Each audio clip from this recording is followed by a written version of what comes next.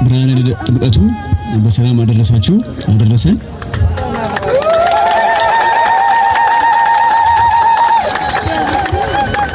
መጀመሪያ እንግዲህ የአያት ጀልዱ ቅዱስ ጊዮርጊስ ቤተክርስቲያን አባቶችን ክቡር አባታችንን አገልጋዮችን በጣም ማመስገን ፈልጋለሁ።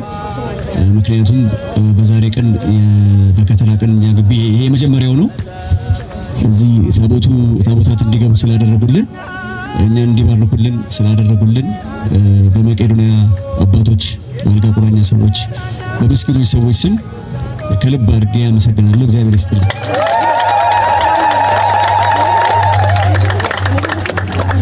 እንግዲህ እዚህ ደግሞ ያላችሁ ሰዎች እንግዲህ መቄዶንያን የምታውቁት ነው። ከ8500 ሰዎች በላይ በ56 ከተሞች ሰዎች እየተረዱ ይገኛሉና በምትችሉት ነገር አግዙ። ግዴታ በገንዘብ ብቻ አይደለም ሰው የሚታገዘው። ለምሳሌ በበጎ ፈቃድ ማገልገል የምትፈልጉ ሰዎች ካላችሁ በርካታ ሰዎች በበጎ ፈቃድ እንድታገለግሉ ታቦቱም እዚህ መጥቶ ሲባርከን በዛውም እናንተም በጎ ተግባር እንድትሰሩ መልእክት ማስተላለፍ ስላለብኝ ብዬ ነው። ስለዚህ በበጎ ፈቃድ ማገልገል ትችላላችሁ። ሁሌ ክፍት ነው መቄዶንያ። ቀጣይ ደግሞ መጋቢት 6 የገቢ ማሰባሰቢያ ስላለ እዛ ላይ ደግሞ ሁላችሁም በዩቲዩብ በመከታተል ካሁኑ ቀኑን አውቃችሁ ሌሎችን የምታስተባብሩ እንድታደርጉልን ጠይቃለሁ። አባቶቻችንን በጣም እናመሰግናለን። እግዚአብሔር ይስጥልን። መልካም በዓል።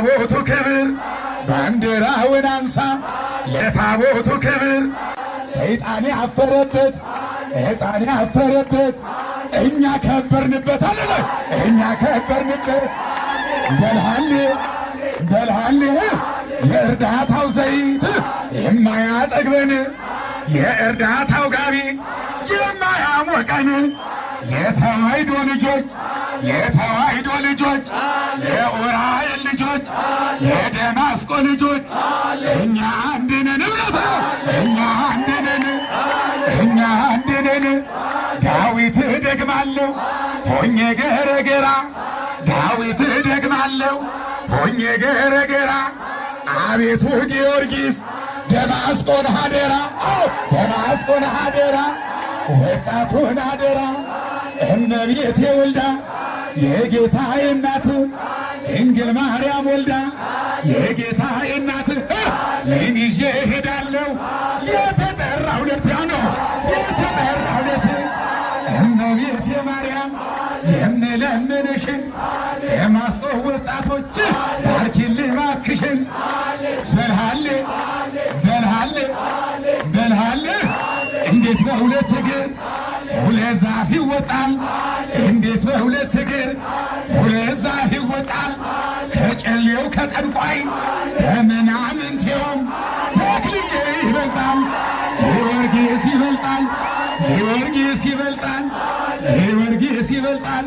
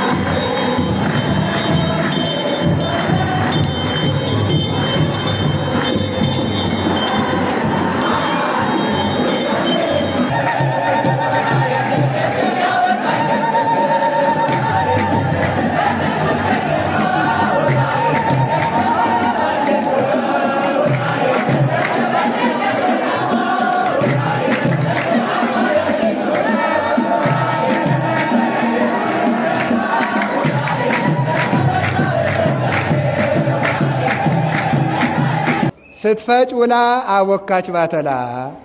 ሰምታችኋል አይደለም? ስትፈጭ ውላ አቦካች ባተላ ማለት ማታ እንዳትሰክሩ በተክለ ሃይማኖት ይያችኋለሁ፣ እንዳትጣሉ ነግሬያችኋለሁ፣ እንዳትጨፍሩ።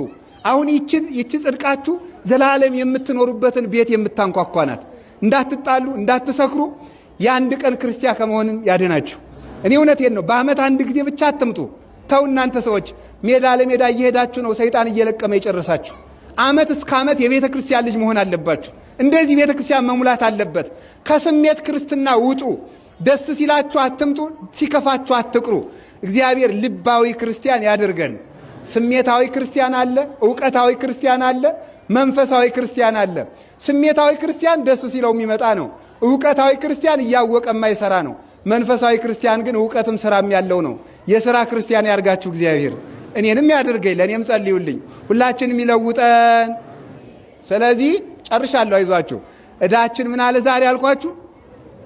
ኃጢአታችን ሲደመሰስ ሰማይ ተከፈተ በሉ። ሁላችሁም ኃጢአታችን ሲደመሰስ በሉ። ኃጢአታችን ሲደመሰስ ምን ተከፈተ? ዛሬ ሰማይ እንዲከፈት ትፈልጋላችሁ? በሉ ሁላችሁ መልሱ። ይከፈት ይከፈት። ምን አድርገን ነው የምንከፍተው? በብሎን ነው የምንከፍተው? ነው በመሳሪያ ነው? በምንድን ነው? በምን ነው የሚከፈት? በንስሐ በሉ ሁላችሁ። እግዚአብሔር ኃጢአታችን በንስሐ ደምስሰን የሰማይ ደጁን ይክፈትልን። ከዛሬ በኋላ የሰማይ ደጅ ለኢትዮጵያ የምሕረት ደጅ እንዲከፈትላት ከፈለጋችሁ ከነገ ዓርብ ጀምራችሁ ሁላችሁም ንስሐ ግቡ። እሺ በሉ። ለአፍም አማን አለ ስራ አሰሩም እንጂ ሁላችሁም እሺ በልኝ። ከዓርብ ጀምራችሁ ሁላችሁም ንስሐ ግቡ። እሺ በሉ። ከዚያ በኋላ እግዚአብሔር የምሕረት ደጁን ይከፍትልናል። ይክፈትልን። አሜን በሉ። ታምናላችሁ አታምኑ? ከዛሬ ጀምሮ ለኢትዮጵያ የምሕረት ደጅ ይከፈትላታል። የጥበብ ደጅ ይከፈትላታል። እግዚአብሔር ይክፈትልን። ይቅር ይበለን ሁላችንም። አንድ ሁለተኛ ደግሞ ስለዚህ የሰማይ ደጅ አሁን እኮ ጸለይን፣ ሰገርን። የወጣቱ ልፋት፣ የሊቃውንቱ ልፋት፣ የካህናቱ ልፋት፣ የዲያቆናቱ ልፋት፣ የሕዝቡ ልፋት እጅግ በጣም ብዙ ነው። ለምንድን ነው ግን የምሕረት ደጅ አልከፈትልን ያለ? ለምንድን ነው ይቅርታ አላገኛል ነው? ለምንድን ነው ሰላም አልመጣ ያል ነው? ንስሐ ስላልገባን ነው። ባዶ ልፋት። እዚህ የሚገርማችሁ ዛሬ ከዋልነው ውሎ አንድ የሚያሳዝነኝ አካል አለ። በጣም ያሳዝነኛል። ለፍቶ መና የሆነ ማን ይመስላችኋል? ገብረ ማርያም እንዳይመስላችሁ፣ ወለተ ማርያም አይደል፣ ከበሮ ነው። አያሳዝናችሁ? ሲለፋ ውሎ እንግዲህ ሁላችንም ምሳ ስንበላ እሱ እዚህ ወድቆ ሊቀር ነው እንግዲህ ማለት ነው። ለፍተን ወድቆ ከመቅረት ይዘውረ። ማታ ጀምሮ ሲደለቅ ውሎ ጸናጽልም ስትንሿሿ አድራ እንግዲህ አንድ ዋንጫ ጠላ ቅመሽ የሚላት የለም፣ ወድቃ ልትቀር ነው። ከመብርት ዘይነቁ ተመልከቱ። ማኮ ከመከበሮ ዘይዘበጥ። ፍቅር የሌለው ሰው እንደሚንሿሿ ጸናጽል እንደሚመታ ከበሮ ነው የተባለ ለዚህ ነው። ከበሮ ለፍቶ እንደማይቀምሰው ፍቅር የሌለው ሰው ንስሐ የማይገባ ሰው አገልግሎቱ አይጠቅመውም። የምንጠቀምበት ስራ ለመስራት ያብቃል። አሁን ሲሄድ በአንድ መንገድ ሲመለስ ደግሞ ነገ ጥምቀት ቀን በአንድ መንገድ ነው የሚመጣውና በአባባልም ወንድ ልጅና ታቦት በሄደበት አይመለስም ይባላል። ምክንያት አለው ወይንስ? እጅግ በጣም ጥሩ ጥያቄ ነው የጠየቅሽው። 4 ምስጢሮች አሉት። የመጀመሪያው ታቦት በሄደበት ሲሄድ በአንድ ቦታ እየባረከ ይሄዳል፣ ሲመለስ ደግሞ በሌላ ቦታ እየባረከ እንዲመለስ ነው። ሁለተኛው ምክንያት ደግሞ ያላወቀ እንዲያውቅ፣ ያልሰማ እንዲሰማ ነው። ለምሳሌ ታቦቱ ለምን እንደሚወጣው ለምንድን ነው የሚለውን ያላወቀው እንዲያውቅ፣ ያልተማረው እንዲማር፣ ያልሰማው እንዲሰማ ነው ሁለተኛው ምክንያት። ሶስተኛው ምክንያት ነቢያት በሄዱበት መንገድ አይመለሱም። እኛ ደግሞ እናንተ በነቢያትና በሐዋርያት መሰረትነት ላይ ተሰርታችኋል ይላል ሐዋርያው ቅዱስ ጳውሎስ ኤፌሶን 2 ላይ። ስለዚህ በነቢያትና በሐዋርያት ላይ የተሰራን እኛ የነቢያትን ሕግ እንፈጽማለን። መጨረሻውና አራተኛው ምክንያት ግን ሰብአ ሰገል ክርስቶስ ኢየሱስን ፈልገው አግኝተውት ሲመለሱ በመጡበት አይደለም የተመለሱ፣ በመጡበት አይደለም በሌላ መንገድ መራቸው አይደለም ነው። ስለዚህ ያንንም ለማሳሰብ እያንዳንዱ ምስጢር አለው ማለት ነው። እና እነዚህን 4 ምክንያቶች ምክንያት አድርገው አባቶቻችን ታቦት በሄደበት አይመለስም ብለው አድርገውታል ማለት ነው። ነገ ጥር 11 ጥምቀትን ማግኘት ያልቻላችሁ ሰዎች ይሄ ቪዲዮ ለእናንተ ነው። አዎ በስደት ላይ ያላችሁ፣ በአረብ አገር ያላችሁ፣ በውጭ አገር ያላችሁ፣ ቤተ ክርስቲያን የሌለበት የአሕዛብ አገር ላይ ያላችሁ፣ ነገር ግን ኦርቶዶክሶች ክርስቲያኖች ሁናችሁ የብርሃነ ጥምቀቱን በረከት ማግኘት ያልቻላችሁ ሰዎች፣ መስቀል አደባባይ ሂዳችሁ መጠመቅ ያልቻላችሁ ሰዎች፣ የጠመቃ ቦታ ላይ ሂዳችሁ መጠመቅ ያልቻላችሁ ሰዎች ምን ማድረግ አለባችሁ ነው። ይህን ቪዲዮ ቀድሜ ነበር መስራት የነበረብኝ በውጭ አገር በአረብ አገር ላሉ ሰዎች እጅግ በጣም የሚጠቅም ቪዲዮ ስለሆነ ይሄ ቪዲዮ የደረሳችሁ ህዝበ ክርስቲያኖች በሙሉ አደራ ብያለሁ። በደንብ አድርጋችሁ ኮፒ ሊንክ አድርጉልኝ። የማትችሉ ሰዎች ደግሞ በውጭ አገር በአረብ አገር በስደት አገር ያሉ ሰዎችን ሜንሽን እያደረጋችሁ የምታውቋቸውን ሰዎች ሜንሽን እያደረጋችሁ ይሄ ቪዲዮ እንዲደርሳቸው አድርጉልኝ። እሺ የነገው ቀን ጥር 11 ከጌታችን አበይት በዓላት ውስጥ አንዱ ትልቁ በዓል ነው፣ ጥምቀተ ክርስቶስ። በዚህ ቀን ምን ታደርጋላችሁ ማለት ነው? ለምሳሌ የቀን ተቀን ጸሎታችሁ አለ። ለምሳሌ የዘወትር ጸሎት አለ፣ መዝሙረ ዳዊት አለ፣ ውዳሴ ማርያም አለ። ከዛም ስትጨርሱ ደግሞ የወዲስዋ መላእክት፣ አንቀጸ ብርሃን፣ ሰኔ ጎለጎታ፣ አርጋኖን፣ ሌሎችም ድርሳናትና ገድላት ሊኖሩ ይችላሉ። ታዲያ ይህንን የዕለቱን ጸሎት ከመጀመራችሁ በፊት መጀመሪያ ውሃ ቀድታችሁ በዕቃ ታዘጋጁና ከፊታችሁ ላይ ታስቀምጣላችሁ። አዎ ውሃውን ካዘጋጃችሁ በኋላ ውሃውን ክፍት አድርጋችሁ ጸሎታችሁን ትጀምራላችሁ ማለት ነው። ቅድም ያልኩትን ለምሳሌ ከዘውትር ጸሎት ትጀምራላችሁ። ከዛ መዝሙረ ዳዊት አለ። ከዛ በኋላ የውዳሴ ማርያም አለ፣ የወዲስዋ መላእክት አለ፣ አንቀጸ ብርሃን አለ፣ ሰኔ ጎለጎታ አለ። ከዛ የምትፈልጉትን ማንኛውንም ጸሎት ካደረሳችሁ በኋላ በተለይ ደግሞ ይሄ ጥር 11 ቀን ዓመታዊ የመጥምቀ መለኮት ቅዱስ ዮሐንስም ዓመታዊ ክብረ በዓል ከመሆኑ የተነሳ ለምንድን መለኮትን ያጠመቀበት ቀን ከመሆኑም የተነሳ ትልቅ ቃል ኪዳን ስላለው የመጥምቀ መለኮት ቅዱስ ዮሐንስ ገድል ካላችሁ አንድ ምዕራፍ ታነቡና ከዛ ደግሞ አንድ ተአምር ታነባላችሁ። መጨረሻ ላይ ምን ታደርጋላችሁ ማለት ነው? አዎ ከገድሉ አንድ ክፍልና ከተአምሩ አንድ ክፍል እንዳነበባችሁ አንዳንድ ብቻ አይደለም የምትችሉትን ያክል ማንበብ ትችላላችሁ። መጨረሻ ላይ ግን በጸሎት ከመዝጋታችሁ በፊት እጃችሁን ትዘረጉና መጥምቀ መለኮት ቅዱስ ዮሐንስ ሆይ አንተ ተወደህና ተመርጠህ በእጅህ ያጠመቅከው ጌታዬና አምላኬ መድኃኔዓለም ኢየሱስ ክርስቶስ የአንተ የገድል መጽሐፍ የተነበበበትን የተአምርህ መጽሐፍ የተነበበበትን ማንኛውንም ውሃ በሙሉ የዮርዳኖስን ጸበል አደርግልሃለሁ ብሎ ቃል ኪዳን ገብቶልሃልና እባክህን ጌታዬ ሆይ እኔም በዚህ በባዕድ ሀገር በስደት ሀገር በችግር ነውና ያለሁኝ ይህንን ከፊቴ ያለውን መዝገበ ጸሎት ጌታዬና አምላኬ ኢየሱስ ክርስቶስ በሰጠ ቃል ኪዳን በፍጹም አምኜ እዚህ መዝገበ ጸሎት ላይ ጸሎት አድርጌያለሁ። አንተም በተሰጠ ቃል ኪዳን ከጌታዬና ከአምላኬ ከኢየሱስ ክርስቶስ ዘንድ ለምነህ ተማጽነህ ይህንን ውሃ በተሰጠ ቃል ኪዳን ጌታና አምላክን ኢየሱስ ክርስቶስን እንዳጠመክበት እንደ ዮርዳኖስ ጸበል እንዲሆንልኝ አድርግልኝ ትላላችሁ። ከዛ ደግሞ ቀጥላችሁ ምን ትላላችሁ ማለት ነው? ዓለማትን የፈጠርህ ጌታዬና አምላኬ መድኃኔዓለም ኢየሱስ ክርስቶስ ሆይ የሰውን ልጆች ለማዳን በእደ ዮሐንስ በዮርዳኖስ መጥተህ ተጠምቀሃል።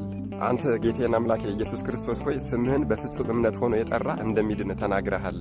ለመጥምቀ መለኮት ለቅዱስ ዮሐንስም የገድሉ መጽሐፍ የተነበበበትን ማንኛውንም ውሃ የዮርዳኖስ ጸበል አደርግለታለሁ ብለሃል። እኔም ይህንን ቃል ኪዳን በፍጹም እምነት አምኜ አንብቤያለሁና ጌታዬና አምላኬ ኢየሱስ ክርስቶስ ሆይ እባክህን ይህንን ውሃ የዮርዳኖስ ጸበል አድርግልኝ፣ ከጎን የፈሰሰውን ማየገቡ አድርግልኝ ትላላችሁ 3 ጊዜ።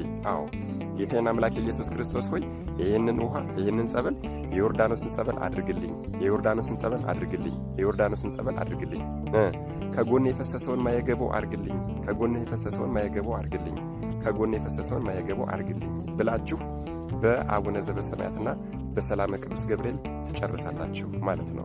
የመጥምቀ መለኮት ቅዱስ ዮሐንስ ገድል የሌላችሁ የተአምሩ መጽሐፍ የሌላችሁ ሰዎች ደግሞ የመጀመሪያዎቹን ጸሎቶች ብቻ አድርጋችሁ ይህንን ትፈጽማላችሁ ማለት ነው።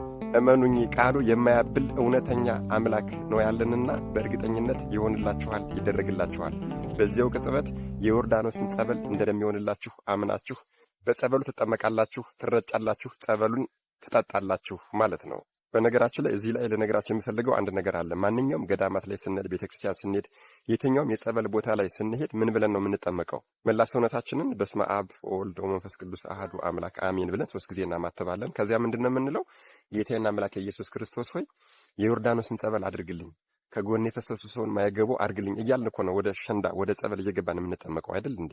አዎ አባቶቻችን ይህንን ስርዓት ነው ያስተማሩን። ወደ ጸበል ስትገቡ ዝም ብላችሁ ሄዳችሁ እንደ ሻወር አትጠመቁ፣ አትታጠቡ ብለዋል። ቀጥታ ጌታዬና አምላኬ ኢየሱስ ክርስቶስ ሆይ ከጎን የፈሰሰውን ማየገቡ አድርግልኝ፣ የዮርዳኖስን ጸበል አድርግልኝ እያለ ነው የምንጠመቀው። ስለዚህ በዕለተ ቀኑማ፣ አዎ በዚህ በአስተሪኦ በዓሉማ ራሱን በገለጠበት ራሱን እንደ ሰው ልጅ ወረፋ ጠብቆ አድሮ በተጠመቀበት በዚህ ቀንማ ሁሉም ማያትና ሁሉም ውሃዎች እንደሚባረኩ ግልጽ ነው። ነገር ግን ከኛ የሚጠበቀውን የክርስትና ግዴታችንን ልክ አሁን ባልኳችሁ መሰረት አድርገን ጥምቀታችንን እንፈጽማለን ማለት ነው። እንግዲህ አደራ ብያለሁ። አደራ የምትችሉ እጅግ በጣም ብዙ ጊዜ የማትችሉ ደግሞ ቢያንስ 11 ጊዜ ኮፒ ሊንክ በማድረግ ለሁሉም ሰው እንዲዳረስ አድርጉልኝ። ቅድም እንደነገርኳችሁ በአረብ ሀገር፣ በውጭ ሀገር፣ በስደት ያሉ በአህዛብ ሀገር ያሉ ክርስቲያኖች፣ ኦርቶዶክሶች ካሉ ስማቸውን ሜንሽን እያደረጋችሁ ከቤታቸው ሆነው በዚህ መሰረት ጸበል ባያገኙም እንኳን የዮርዳኖስ ጸበል አድርገው ከጌታችን ከጎኑ የፈሰሰውን ማየገቡ አድርገው በተሰጠን ቃል ኪዳን መጠመቅ ይችላሉ ማለት ነው።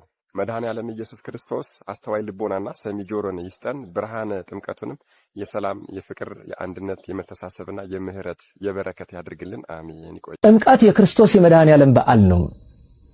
የልብስ ጉዳይ አይደለም። የመተጫጨት ጉዳይ አይደለም። የሎሚ ጉዳይ አይደለም። የመድኃኔ ዓለም እርሱን የማምለክ ጉዳይ ነው። እንዴት ነው የምናመልከው?